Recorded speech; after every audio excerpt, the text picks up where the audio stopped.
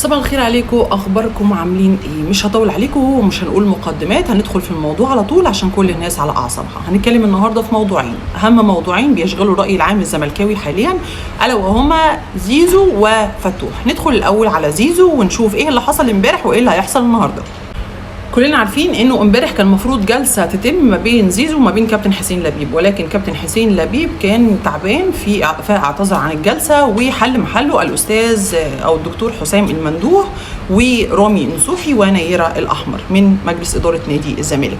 طبعا بعد الجلسه كان الدكتور حسام المندوه قال احنا متمسكين بزيزو ومش هنبيع زيزو وهنجدد معاه، والجلسه دي اساسا كانت معموله علشان نجدد لزيزو. ولكن اللي حصل بعد الجلسه كالعاده السوشيال ميديا ما بتسيبش حد في حاله، طلع فيديو قلب الدنيا، الا وهو ايه بقى؟ الفيديو ده بيقول انه الجلسه اللي تم فيها مختلف تماما، او قرار مجلس الاداره مختلف تماما عن الحقيقه اللي حصلت في الجلسه. والحقيقه هي انه مجلس اداره نادي الزمالك طلب من زيزو 3 مرات اثناء الجلسه ان هو يوافق على بيعه، فزيزو قال لهم لا انا متمسك بالنادي باي رقم، فمجلس الاداره اصر وقال لك لا احنا عايزين نبيعك عشان نحل المشاكل بتاعتنا، فمن فضلك وافق على البيع. وكرر زيزو الطلب تاني وقال له لا انا متمسك بالنادي وباي رقم وموافق ومعرفش ايه، ولكن مجلس الاداره هو اللي رفض. ده الكلام اللي تم تداوله امبارح على السوشيال ميديا. ولكن بعد الكلام اللي تم تداوله على السوشيال ميديا امبارح ده وقلب الدنيا، طلع الاستاذ محمد الجبالي الصحفي وعمل لايف. الحقيقه اللايف ده برضو قلب الدنيا اكتر. اللايف ده كان بيقول فيه ان زيزو هو اللي عايز يتباع، وليس ما يصار على السوشيال ميديا ان العكس هو اللي صحيح، ان مجلس الاداره هو اللي عايز يبيع زيزو. خليني احط لك جزء من الفيديو، مقتطف بسيط كده من الفيديو، وبعد كده نرجع نكمل تاني. حازم فتوح رايح ليه معاهم؟ جايبين تأشيرات عايزين يسافروا الامارات عشان يكشف طبي في نيوم، ومعاهم التأشيرات والتذاكر. يا كدابين، عندنا كشف طبي في الامارات وادي التأشيرات اهي. اتقال لهم لا احنا عايزين نجدد. ووالد زيزو يكدبني، والد زيزو قال نصا ولفظا طب يا احمد جاي له 180 مليون في السنه، هتدونا كام؟ اعرضوا علينا عرض، اعرضوا علينا. اتقال لهم انت اصلا هعرض عليك العرض على قد ظروف النادي، انا مش هقدر اديك 180 مليون في السنه. لا انا جاي احمد جاي له 180 مليون في السنه، انت هتعرض عليا كام؟ جاي له 3.5 مليون دولار. قال لهم احنا عايزين نجدد بس بظروف النادي. تمام؟ طب ما انا اتقال واتحدى مخلوق يكدبني. طب ما انا دلوقتي معروض عليا 3.5، وفي يناير همشي ببلاش، وبدل 3.5 هاخد 5، والنادي مش هيستفيد. اتقال كده نصا. واحنا زعلانين ازاي تطلعوا ان احنا طالبين 100 مليون قدام جماهير الزمالك، وازاي ومش عارف ايه وبتاع ومش عارف ايه والكلام ده كله.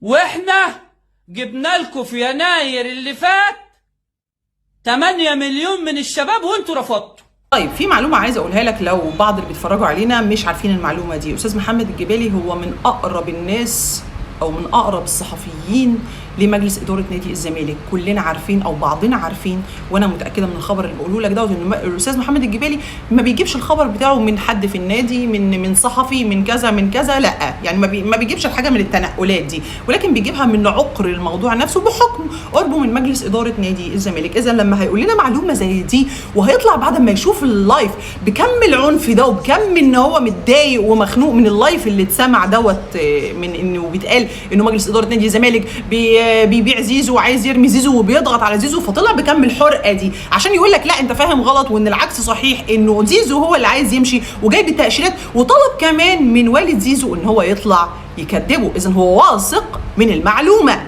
طيب الموضوع سهل وبسيط. في حاله لو الفيديو الاولاني اللي احنا ما حطيناهوش اللي بيقول فيه انه مجلس اداره نادي الزمالك ضغط على زيزو علشان يوافق على البيع، في حاله لو المعلومه دي صحيحه المفروض ان زيزو ينزل ستوري. الموضوع سهل وبسيط، نزل ستوري واجه بيها جمهور نادي الزمالك، وانا بقول لك اهو اطلع سلم مجلس اداره نادي الزمالك للجمهور.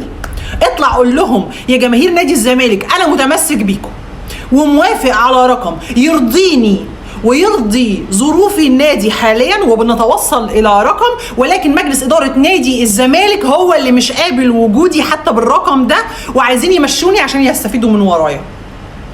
الموضوع سهل وبسيط، ستوري توضح الحقيقه. ده في حالة لو مجلس الإدارة فعلا بيضغط عليك على كلام صاحب زيزو. أما بقى في حالة لو كلام الأستاذ محمد الجبالي هو الحقيقي فبرضه نفس القصة. اطلع يا زيزو اتكلم وقول يا جماهير نادي الزمالك أنا بكني لكم كل أدب واحترام، كانت عشرة عمر لطيفة جدا حققنا فيها بطولات وما حققناش فيها بطولات برضه، ولكن أنا من حقي إن أنا أأمن مستقبلي. نادي بقى درجة تانية، نادي درجة رابعة، دي حريتك الشخصية. شايف إن الرقم كبير هيأمن لك مستقبلك، اطلع قول عمرنا مش هتلاقي زملكاوي أتحداك.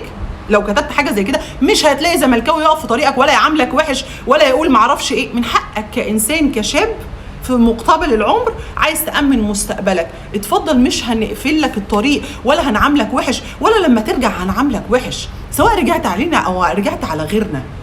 ولكن قصه ان احنا عمالين نسلم بعض البعض ده اللي غلط. بعض الناس تقول لك ده زيزو بيسلم الاداره، وبعض الناس تقول لك ده الاداره بتسلم زيزو، وهكذا. طب ما تريحوا الجمهور يا جماعه واطلعوا قولوا الموضوع بصراحه، لان اللي بيحصل ده بصراحه وبمنتهى الصراحه تهريج.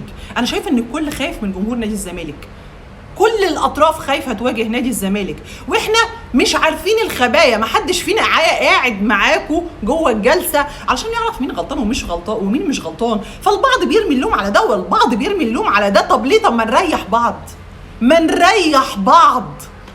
لو مجلس الاداره عايز يبيع اطلعوا قولوا يا جماعه احنا مزنوقين فيه، واحنا لما وعدناكم ما طلعناش قد وعدنا، احنا عايزين نبيع زيزو علني. تعالى دغري عايز ابيع زيزو.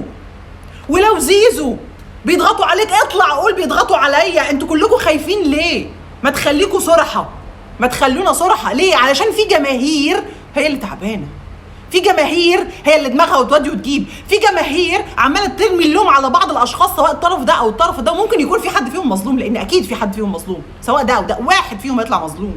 يعني مثلا بعد دماغنا ما عماله بتودي وتجيب، الاستاذ ممدوح عباس طلع تويته مش بس خلتنا يعني اللي بنودي وتجيب فيه قليل، لا ده زودت ان دماغنا تودي وتجيب اكتر، وتقول لنا بمنتهى الامانه انه في واحد بيخلع، في واحد بيشيل ايده. لان كلنا عارفين ان استاذ ممدوح عباس قبل كده كان بيقول انا زيزو اوعدكم ان هو هيكون موجود، انا زيزو اوعدكم معرفش ايه، اوعدكم ان هيحصل كده. فكلنا عارفين ان استاذ ممدوح عباس بيتبرع للنادي بشكل او باخر، بحكم بقى ان هو محب، بحكم ان هو رئيس نادي اسبق، بحكم اللي بحكمه، ولكن هو متواجد في الصوره.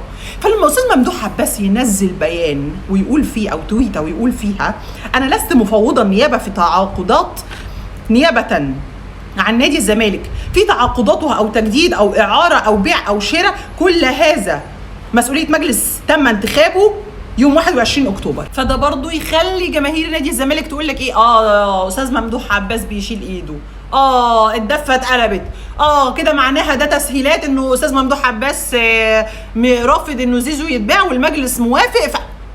ليه بتجبروا جماهير نادي الزمالك ان هي تحط افلام في دماغها؟ الموضوع بسيط، المتضرر يطلع يقول انا متضرر، اللي عايز يبيع يملك الجرأة والشجاعة ان هو يطلع يواجه جماهير نادي الزمالك بصراحة.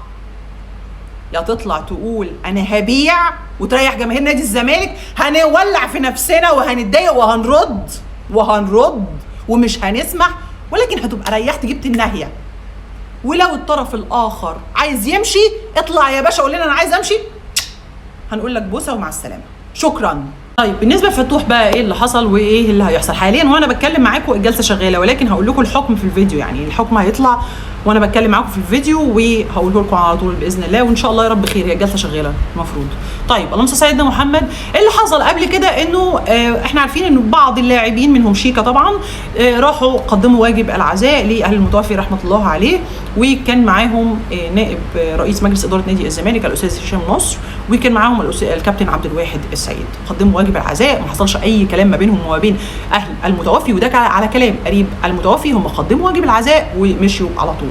طيب في جزئيه عايزه اقولها بخصوص الموضوع ده. طلع اقاويل على السوشيال ميديا انه اهل المتوفي قدموا بلاغ ضد المتحدث الرسمي باسم نادي الزمالك عشان قال انه المتوفي كان بيعدي برعونه وخلافه، ولكن طلع قريب المتوفي ويكذب الخبر ده. هسيب لك الفيديو حالا وهرجع لك تاني.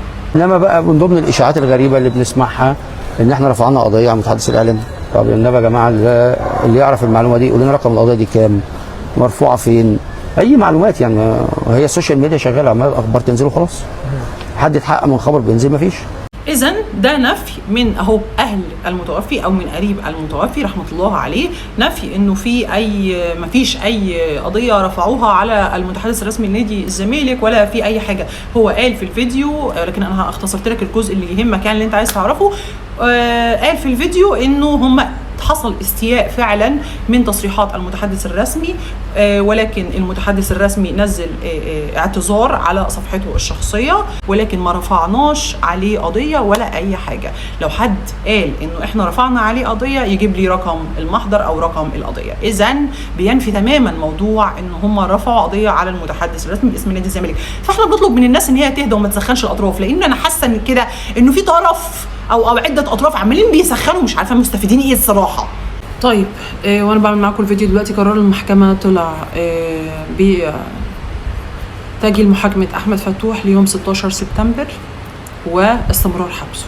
طبعا المحامي كان من ضمن طلباته ان فتوح يطلع باي ضمان يقدم، يعني بحكم ان هو بيعول والديه والاثنين كبار في السن، وبحكم برضه ان هو عايز يقعد مع اهل المتوفي عشان يحصل تصالح، لان حتى الان اللي كانوا بيتداولوه على السوشيال ميديا ان هو بتصالح، ولكن انا عن نفسي اتفاجئت دلوقتي ان هو لم يتم التصالح مع اهل المتوفي وما وصلوش لحل هما الاثنين. فكان بيطلب ان فتوح يطلع علشان خاطر يتصالح مع اهل المتوفي. طبعا احنا عارفين ان لو ما تمش التصالح ما بين الاثنين الموضوع هيبقى اصعب على فتوح جدا. فاحنا عايزين نقول ان قرار المحكمه يوم 16 سبتمبر ان شاء الله. لا تعقيب على يعني احكام القضاء ايا كان الا الحكم اللي هيحصل، فالقضاء شايف الصح واكيد هيعمل. فما فيش في ايدينا حاجه غير ان احنا نقول ربنا يرحم المتوفي ويهدي الجميع. اشوفكم في الفيديو الجاي ان شاء الله.